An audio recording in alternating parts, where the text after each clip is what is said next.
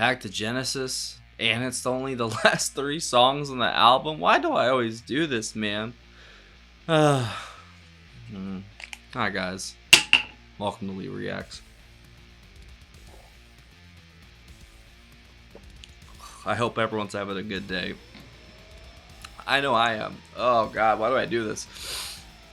We are back with our Patreon pick for our Supreme member, I think, Elias. Thank you for your support, Elias. I really appreciate all the work you do for this channel. It really shows that Discord server's great, and thank you for making sure everything is civil over there. And we're going to an album by Genesis that we have not touched, which is kind of weird because we've done a little bit, dibbled and dabbled in almost everything. We have not even touched this album. This is the last album to feature Steve Hackett. Apparently, them recording this album caused a little bit of friction because he felt that his parts and stuff were getting taken. I guess Peter Banks, or Tony Banks, not Peter Banks. Tony Banks' stuff was getting used over his stuff apparently. So I don't know. That's what Wiki says.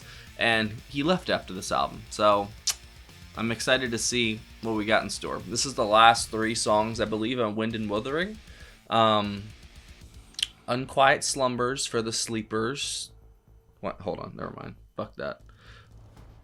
Unquiet Slumbers for the Sleepers, In That Quiet Earth, and Afterglow. Those are the 3 songs we're going to be listening to. And I guess if we like it, we will come back to listen to the rest of the album. Well, I don't know what happened there. I kind of dropped out. So let's go. Let's see. I don't have to say all that again, do I? Alright, Unquiet Slumbers for the Sleepers, In the Quiet Earth, and Afterglow off of Wind and Wuthering by Genesis. 3, 2, 1, go. Thank you, Elias. I appreciate you, brother.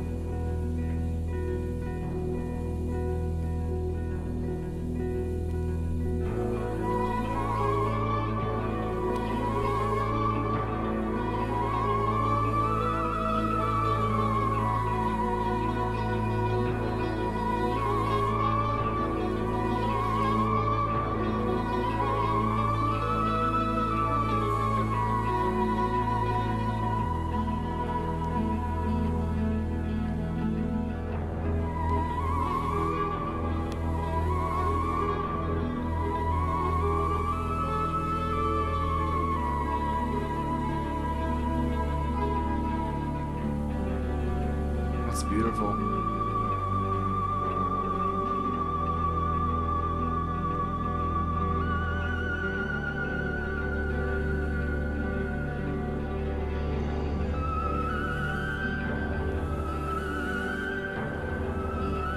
And this is their album after A Trick of the Tail. I love that album.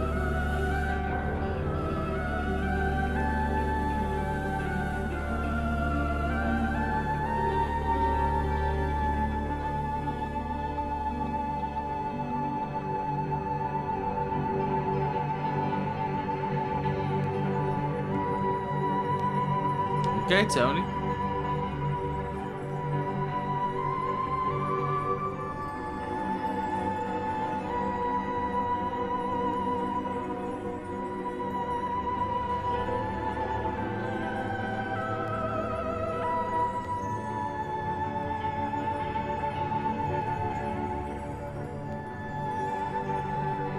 What a desolate album cover. Kind of makes you feel alone.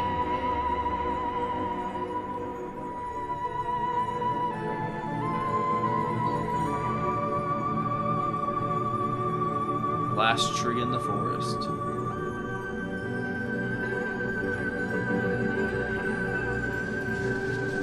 Just waiting to be cut down.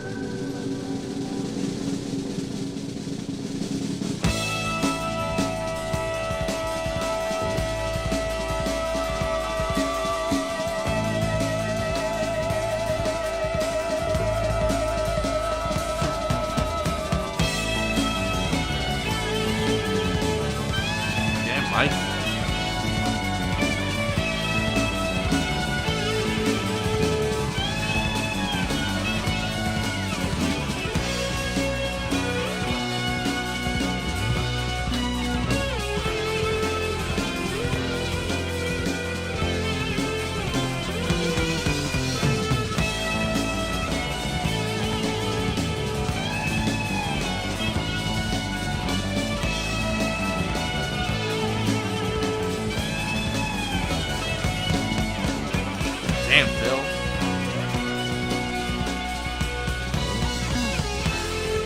Dude, Phil's going in.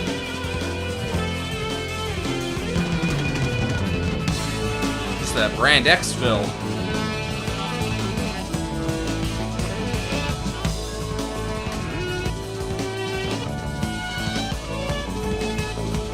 Oh, damn, Steve, that sounds so cool.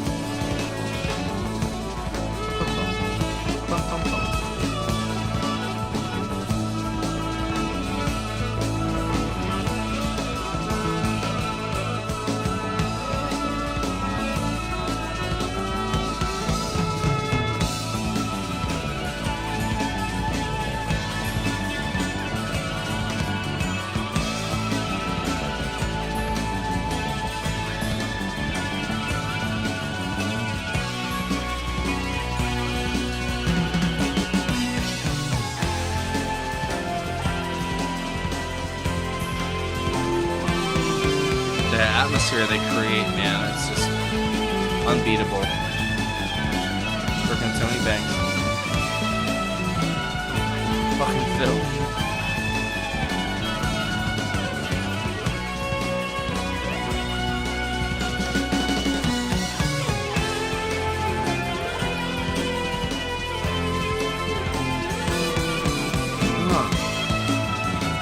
Phil is going nasty.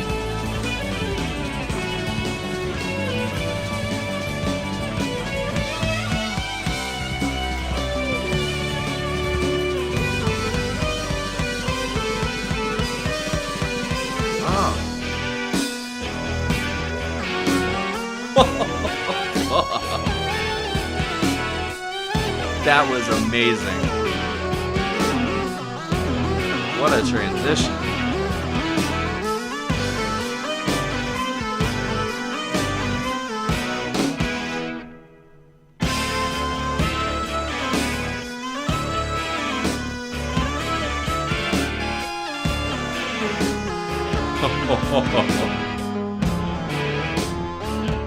Damn, Tony.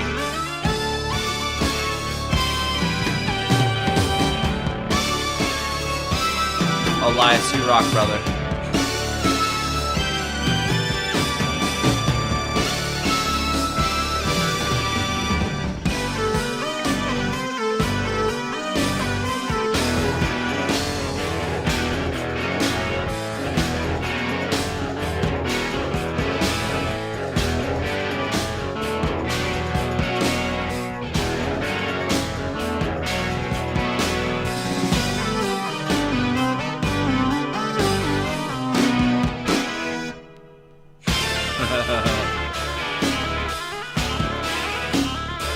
Dude, the sounds he's playing with are insane. What year was this? 1976? Oh my god. People nowadays would be jealous of the sounds he gets.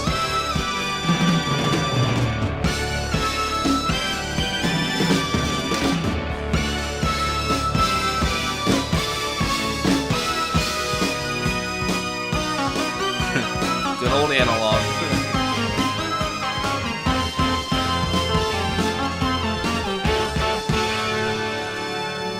Wow.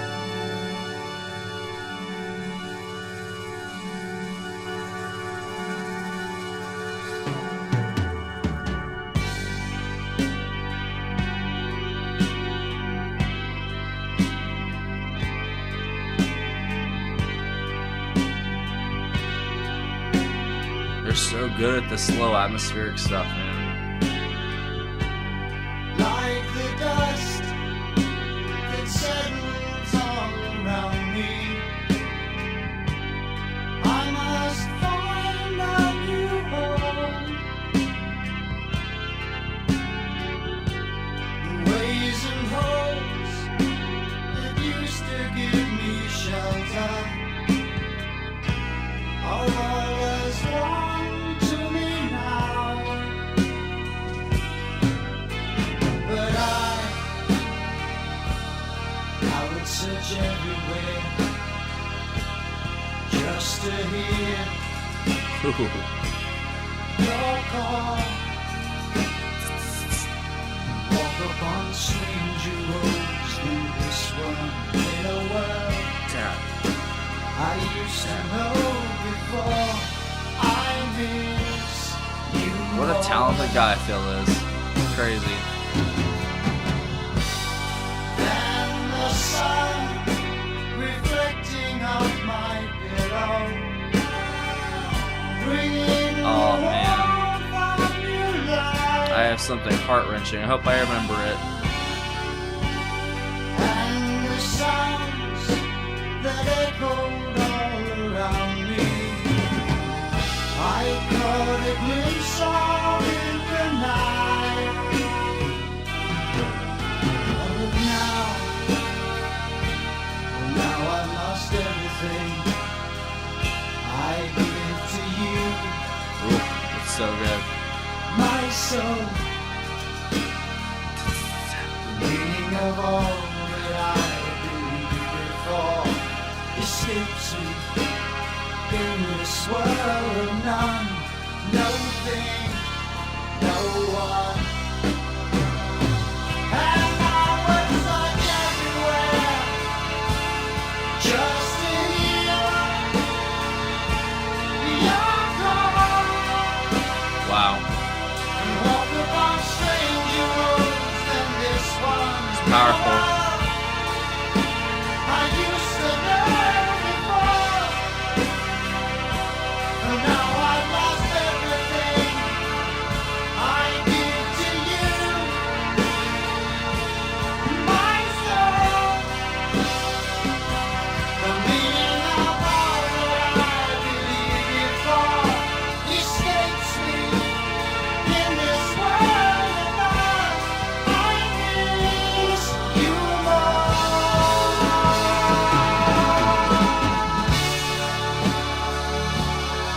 The sonic landscape is just impressive. It really is.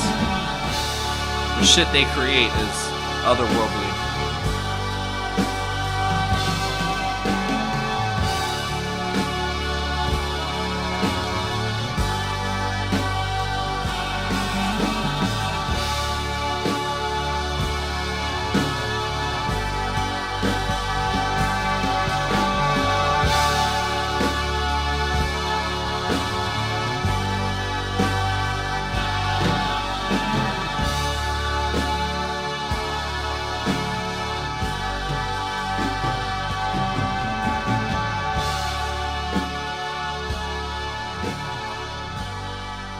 I don't want it to end.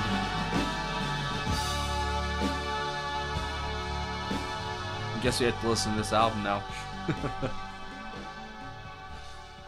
Wow. Thank you for that one, Elias. That was fantastic.